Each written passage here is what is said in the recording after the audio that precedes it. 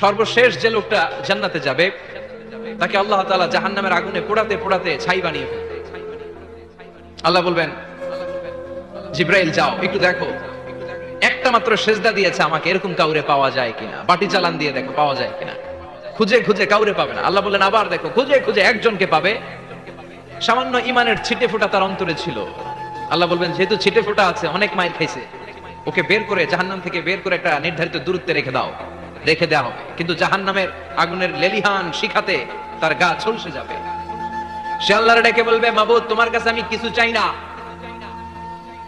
জাহান্নাম থেকে তুমি আমাকে বের করেছো, জীবন নদীর পানি তুমি আমার গায়ের মধ্যে ঢেলে দিয়েছো, আমি আবার সজীবতা ফিরে পেয়েছি, আমি তোমার কাছে জান্নাত চাই না, শুধু নিরাপদ একটা দূরত্বে আমাকে রেখে আসো যাতে জাহান্নামের আগুন আমারে কষ্ট দিতে না পারে।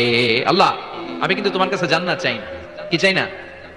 জান্নাত চাই না, কিন্তু জাহান্নামের আগুন আমারে কষ্ট দিচ্ছে, এতটা দূরত্বে রাখো যাতে জাহান্নামের আগুন আমার গায়ে না লাগে। আল্লাহ বললেন ওকে রাখবো, কিন্তু আমার সাথে একটা কন্ট্রাক্টে যেতে হবে, যে এটা তোমাকে দিলে তুমি আর নতুন করে কিছু চাবা না। সে বলবে আমি রাজি, কন্ট্রাক্ট হয়ে যাবে। আল্লাহ জিব্রাইলকে বলবেন যাও এমন দূরত্বে রাখো যাতে জাহান্নামের আগুন ওরে কষ্ট না দেয়, রেখে আসা হবে। অনেক দিন সে ওখানে আনন্দে থাকবে, আল্লাহ শুকরিয়া করবে, সে মনে মনে বলবে বেঁচে গিয়েছি, আমি বেঁচে গিয়েছি, জীবনে আর কিছু চাই না, জাহান্নাম থেকে আমি বেঁচে গিয়েছি। অনেকদিন থাকার পরে মনে মনে ভাববে বাইসা তো গেছি, কিন্তু নতুন করে একটু ট্রাই করে দেখি জাহান্নামের সৌন্দর্যের দৃশ্য একটু চোখ দিয়ে অবলোকন করা যায় কিনা। সে আল্লাহরে ডেকে বলবে আল্লাহ এন্দি সুয়াল, আমার একটা ফরিয়াদ আছে। কি ফরিয়াদ? আল্লাহ আগেই বলে রাখে আমি কিন্তু জান্নাতে যেতে চাই না। আল্লাহ বলবেন কি চাও? সে বলবে আল্লাহ তোমার জান্নাতটা তুমি কত সুন্দর করে বানিয়েছো, আমি একটা নজর শুধু দেখতে চাই, জান্নাতের দরজার সামনে নিয়ে যদি আমারে বসিয়ে রাখো, দ্যাটস এনাফ, আর কিছু চাই না, শুধু জান্নাতের দরজার সামনে। আল্লাহ বললেন তুই না ওয়াদা করেছিস, তুই না চুক্তি করেছিস। সে বলবে আল্লাহ আমারে হতভাগা বানাইয়া তোমার কি লাভ?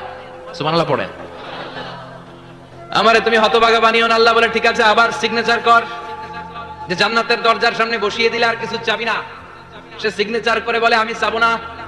আল্লাহ বললেন জিব্রাইল বেচারারে ধরে জান্নাতের গেটের সামনে বসায় দে, এবার জান্নাতের গেটের সামনে বসে বসে জান্নাতের সৌন্দর্য দেখা শুরু করবে। সুবহানাল্লাহ, এমন সৌন্দর্য যেটা চোখ দিয়ে কেউ দেখে নাই, কান দিয়ে শুনে নাই, ওই সৌন্দর্য চোখে দেখে, কান দিয়ে আওয়াজ শুনে মাগার ভোগ করতে পারে না, অন্তরে জ্বালা আছে না নাই? এয়ার কন্ডিশনের রুমে ঢুকতে না পারলেও, এয়ার কন্ডিশনের রুমের দরজার বাইরে দাঁড়ালো, এয়ার কন্ডিশনের রুমের একটা ঠান্ডা বাতাস গায়ে লাগে না? কথা বলেন তো। ও যখন জান্নাতের দরজার সামনে দাঁড়াবে, ওর গায়েও এরকম জান্নাতের ঠান্ডা বাতাসের হিমেল ছোঁয়া গাটাকে শীতল করে দিবে। ওই শীতল হয়ে যাওয়ার পরে আর তো সহ্য হবে না, আবার আল্লাহরে ডাকবে, মনে মনে ভাববে আর একটু ট্রাই করি না, দোষ কি, আস্তে আস্তে অনেক দূর তো আগাইছি। সুবহানাল্লাহ কইবেন না? এবার আল্লাহরে বলবে আল্লাহ ইনদি সুআল, আল্লাহ তুমি যদি কোনো বিষয় নতুন করে ডিসিশন নাও, তোমারে জিজ্ঞেস করার মতো কি কেউ আছে? আল্লাহ বলেন না, আমি তো সব রাজার বড় রাজা, মহারাজা, আমার উপরে তো কারো কথা চলে না।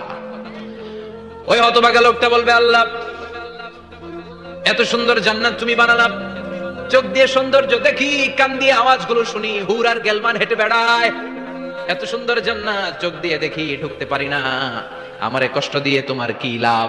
ও আল্লাহ আমারে তুমি মাফ করে দাও, জান্নাতের চিপার মধ্যে এক কর্নারে তুমি একটু আমারে জায়গা করে দাও।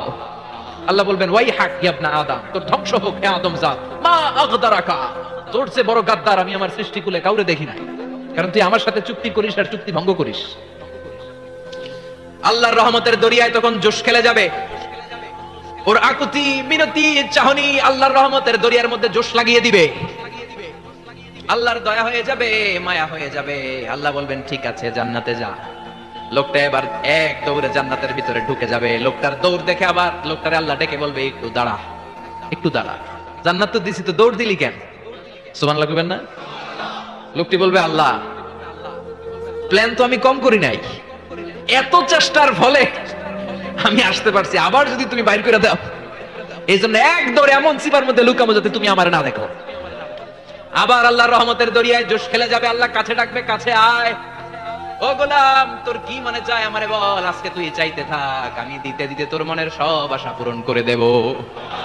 লোকটা খুশি হয়ে বলবে আল্লাহ আমারে এটা দাও, বাড়ি দাও, গাড়ি দাও, নারী দাও, এটা দাও, ওটা দাও, একের পর এক চাইতে থাকবে, আল্লাহ সব তারে দিতে থাকবে। চাইতে চাইতে লোকটার সব চাওয়া যখন শেষ, সে বলবে আল্লাহ আর আমার চাওয়ার কিছু নাই। আল্লাহ বলেন নো, এত তাড়াতাড়ি যে তুমি খেলা শেষ করতে পারবা না মনু, আমার সাথে তোমার এই খেলা আর লম্বা সময় চলতে হবে, তোমার অনেক কিছু চাইতে হবে, তুই আজকে চাইতে চাইতে তোর সব চাও আমার কাছে বলবি, আর আমি দিতে দিতে তোর জীবন ধন্য করে দেব।